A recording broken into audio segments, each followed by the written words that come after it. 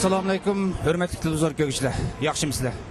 Baş ştabı Germaniyanın München şəhərindəki Şərq Türkistan İnformasyon Mərkəzi tərəfindən təsis qılınğan Uyğur televiziyasınınki bugünkü Naq Meydan proqramısına xoş gəldinizlər. Hürmetli televizyon görüşçülər. Mana sizlərmi görüb turubsizlar. Şu tapның özündə mən sizlərə Germaniyanın München şəhərindəki, yəni bu şəhərin mərkəzi hesablanğan Ştakhus meydanıdan sizlərə Naq Meydandan xəbər verib atman. Hürmetli televizyon görüşçülər, şu tapның bugün 6 ayının 17 günü. Hazır Germaniya vakti saat 12. Bir yerde bugün Dünya Uygur Kurultayı ve Kurultay Karmağı'daki Avrupa Şərq Türkistan Birliği Teşkilatı'nın teşkilleşi bilen Olimpik meş'ilinin bugün Şərq Türkistan'a elip girilgenliğine narazılık bildiriş yüzünden məxsus alayda bir namayış uyuşturuldu. Hürmetli zor kökçüler, sizlerge məlum Xitay hükümetinin aldın avval elan qilgan, bundan bir qancha ay burun elan qilgan, bütün dunyoga elan qilgan axborotida Olimpik meş'ilning 6 ayninki 26 kuni Şərq Türkistan'a elib kelinganligi xabar qilingan. Ya'ni Xitoyninki aslida e'lon qilgan planda 6 ayning 26 kuni avval Qashqarga, 27 kuni Urumchiga ham o'xshash kunda Sanji Shexanzlarni aylangandan keyin 6 ayning 28 kuni Şərq Türkistandan Olimpik meş'ilning ayrilganligini e'lon qilgan edi. Shunga Xitoy hukumatı bu ne e'lon qilgandan keyin albatta Dünya Olimpik Komiteti 2008 yıllık Olimpik yig'inining Beijingda o'tkazilishini qaror qilgandan keyin chet eldagi Uyg'ur tashkilotlari shu vaqtdan ta hozirga qadar Olimpikniki Xitoyda, ya'ni o'z xalqiga zulm qilayotgan, shundoq Uyg'ur Tibetga o'xshash mustamlika ostida yashayotgan millatlarga bitmas tugmas balay ofatlarni olib kelayotgan, inson haqlarini ig'ir darajada dafsan qilayotgan Xitoydek bir davlatda Olimpikning o'tkazilishiga qarshi ekanligini bildirib norozilik namoyishi uyushtirgan edi. Bo'libmi Xitoyninki aslida e'lon qilgan vaqtidagi, ya'ni 6 ayning 26 kuni Olimpik meş'ilning Şərq Türkistan'a kirilgan vaqt e'lon qilingandan keyin chet eldagi Uyg'ur tashkilotlari Dünya Uyg'ur Qurultayiniki boshlig'ida Xitoyga qarshi faoliyatlarini yanada kuchlantirgan, jonlantirgan edi. Ammo Xitoy hukumati tuyuqsiz 6 ayning 15 kuni bayonot e'lon qilib, ya'ni Olimpik meş'ilning Şərq Türkistan'a kirilgan vaqtini bir hafta surganligini, ya'ni Olimpik meş'ilni 6 ayninki 26 kuni emas, balki 6 ayning 17 kuni Urumchida yani aylandırdıqanlığını tuyuqsuz e'lon qildi, tuyuqsuz o'zgarchi bo'ldi. Shuning uchun Olimpik meş'ili tunogin kechda, ya'ni 6 ayninki 16 kuni kechda Urumchiga elib kelindi. Noit bexatarlik tadbirlarini alayda kuchaytirdi Xitoy hukumati bu jarayonda. Hatto bu jarayonda Xitoy Avasiya ministerligi maxsus uqtirish tushirib, Olimpik meş'ilininki qatnashiga alayda kapitatsiya qilishni talab qildi. Olimpik meş'ilininki Şərq Türkistan rasmiy aylanish murosimi bugün, yani Tianshan To'rininki Xinjiang gezisining xabarlari qarag'an vaqtida, Xitoy hukumatininki matbuotlari qarag'an vaqtida bugün boshlangan.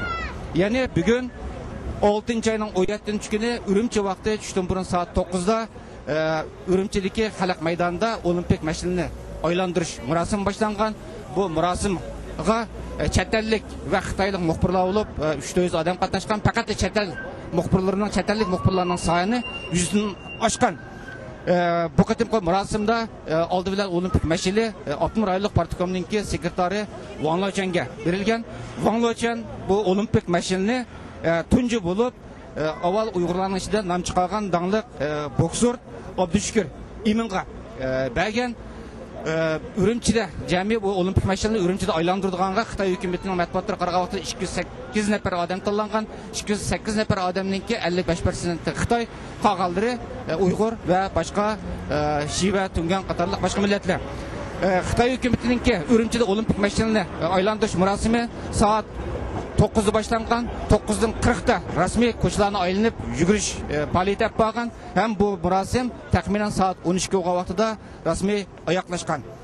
Ammo hozirgacha bu Olimpik meş'ilni Urumchida aylantirish, ya'ni 2 soat bo'yicha aylantirish jarayonida bir vaqa siyosiy hodisa yuz berganligiga oid hozirgacha bir uchur yo'q.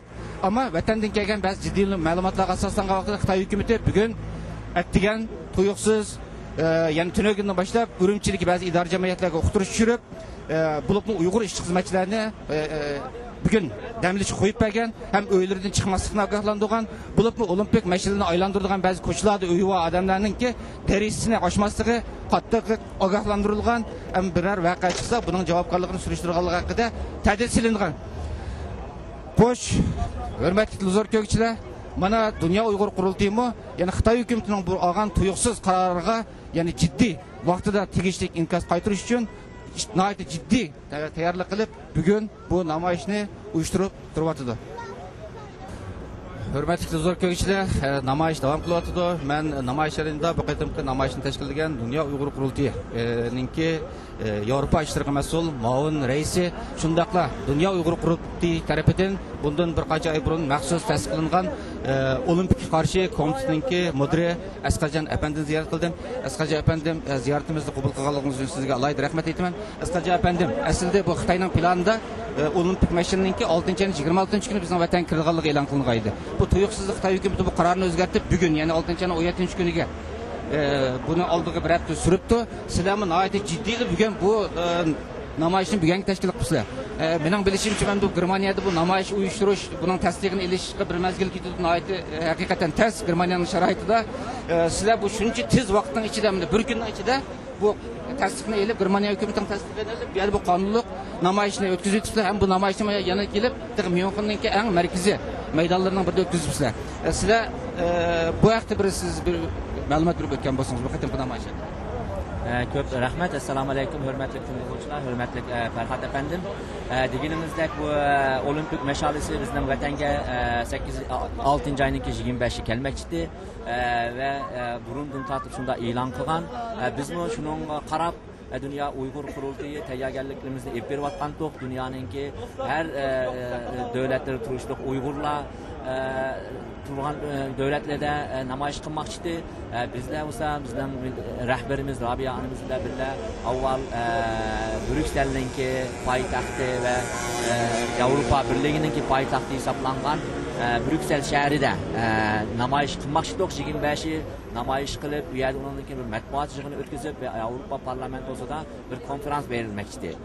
Lekin o'tgan shanba kuni Xitoy hukumati hamda mashunda har qanday yerda Xitoyga qarshi cho'ng harakatlar bo'lib ketmasin deb o'yladim. Shu sabab bilan ham nemisni planni o'zgartib 17si buni qilamiz deb e'lon qildi.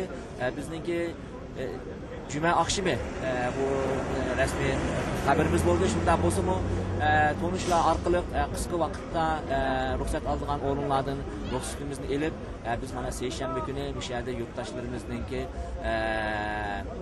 ba'zilari ishdan ruxsat elib, ba'zilari maktabdan ruxsat elib, mishaga yig'ildik. Bugungi bu namoyishimizni Qatar asrki millatlarni qo'llash tashkiloti bilan birga uyushtiryapmiz. Ayni vaqtda xalqaro inson haqlari tashkiloti biz bilan hamkorlashib qilyapti. Bu yerda kelib o'tayotganlarga tashviqotlarimizni taqdiryapmiz.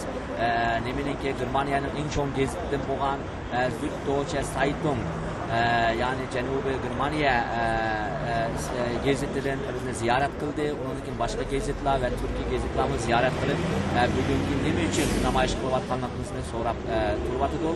Biz qisqa vaqtda bo'lsa-mu tayyorgarlik qilib, hamda Xitoyning shu o'yiniga qarshi biz bu yerda namoyish qildik degandek, Yevropada namoyish qilish uchun az deganda bir hafta 10 kun avval rasmiy iltimos qilishimiz kerak. Lekin degandek bizningki Germaniyada bo'lib, Myunxda nayt undan bir ta'sirotimiz bor. Bu yerga Uyg'ur tashkilotlaridan bo'lsin, mayli shaxslarning bo'lsin, shu sababdan biz tonuşlar orqali qisqa bir vaqtda bo'lsin ruxsat elish imkoni qo'limizga keltiradi. Albatta bizningki boshqa yerlarda uyushtirgan namoyishlarimiz yana shu 7-oyninki 25 davomlashadi. Yevropaninki Norvegiya, Shvetsiya, Gollandiya, Belgiya ve Şveysariya devletlerinde 5-oyninki 25 namoyish verildi. Bu vaqtda qilgan tayyorgarliklarimiz yana alohida mayli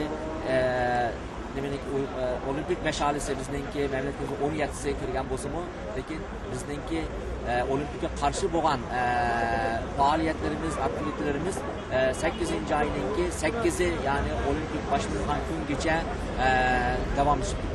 Sizning demoqchi bo'lganingiz aslida bu Olimpikningki kirgan vaqtiga mo'ljallanib, masalan 6-oyning 25-kuni mo'ljallanib, butun Yevropa, yani dunyo miqyosida bir tutash qurultayning qaramag'ida bir tutash namoyish yapilishi tashkil qilgan. Bu namoyishni ibtol qilmasaydi, bekor qilmay, yana shu vaqtning o'zida yana qayta texnik keng doirada davom qilmoqchi. To'g'ri. Shundaq degandek, hozirgacha bizningki planlagan bo'yicha, ya'ni 25 har yerdagi faoliyatlarimiz bo'laveradi. Aynan davomlashadi. Ya'ni bugun bizningki Myunxda bugun vatanimizga mash'aliningki kirishi, olimpiya mash'alasining kirishi bugun bo'lganligi uchun uningga norozilik bo'lib vaqtida reaksiya ko'rsatishimiz kerakdi. Chunki olimpiya degan tinchlik, amonlik, tantarbiya va xushallik degan bir voqea. Lekin bu olimpik bizga xushallik, amonlik akamasdan besimlar texnik kuchaydi.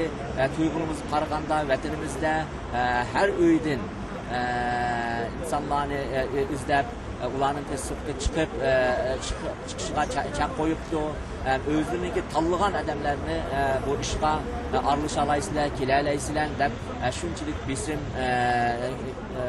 yig'ilishib ketgan. Shuning uchun bizningki namoyishlarimiz, faoliyatlarimiz shu olimpik boshlaydigan 8-oyning 8-kunigacha yana davom etadi.